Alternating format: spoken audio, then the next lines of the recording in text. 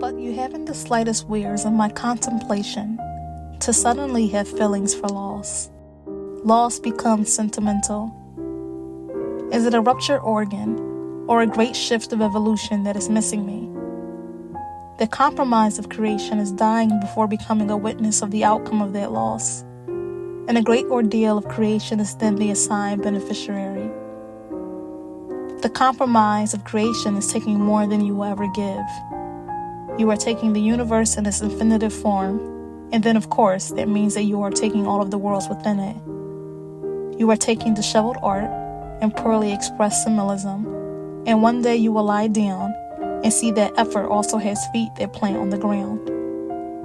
The compromise of creation, a curated experience with no intent to remind you that it is here. But you will always be able to tell when you cannot sleep on your side at night and instead find that contemplation on your bed gives you hope that the human conditioning does not need to be a parasocial experience. When was the last time you were overjoyed to be wrong? And how will you be able to forget the last time that creation came up out of your arms? You are straightening up and collecting yourself and deciding that art is worth seeing your past lover life at the cocktail party again. How is it that I am who I am without ever yet being who I will become? Do they miss each other at a glance and pass by? I find myself distraught at the experience of compromising. But then I, who create not by force of nature, but of compromise, comes to a somewhat adoring epiphany that I am the great compromiser of creation. A compromise of creation a day keeps the nightfall exploitation away. I hear a great bargain, a deal easily gone awry if needing to.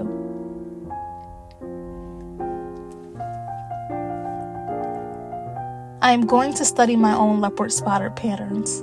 Each spot without exception, every splotch stains a fact of attendance. Even if tardy, slightly dismayed, premature, stagnant, it is here. We are here. The spectacle of presence is attainable, after all. And yes, I am so overjoyed to be wrong. I recall sitting on the thought of the initiation, to suffer enough to be eligible to create meaningful work, to pass through the gates of suffering to receive anew. I was willing to compromise then. No, I was hesitant. Practically suspicious, but did sit on the thought of the initiation, thinking I'd exploit all of my suffering and channel my passiveness on the predicament of the world. Was creation, art, subjective to suffering? A necessary evil, perhaps. There is this saying, the best of any form is created during the worst times, the darkest times, the hardest times.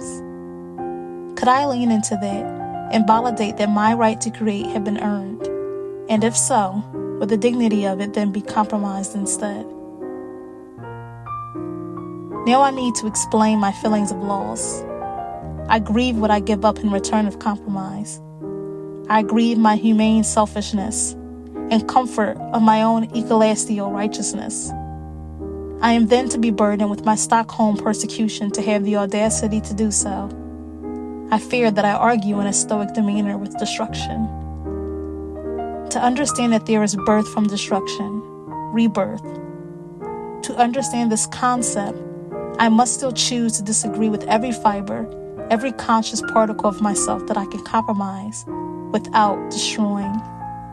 It's not wise to negotiate with birth, the beginning of and when my writing will stop, which is then the beginning and the finishing of myself. Is it wise to negotiate with birth of creation? Plenty of times I have peeled apples with Adam and collected seeds with Eve, or so I supposed I did. I have written words I did not speak and adopted synonyms I did not own. My sense of justice and easing morality to exceed my human conditioning is the kind of science fiction worth witnessing. Now, I must say that the nativity of my writing and my work is here in these bones. No place more physical than will and presence.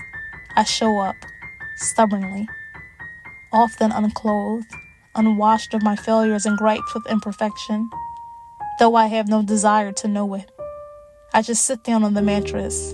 I own no desk. My words are on my lap.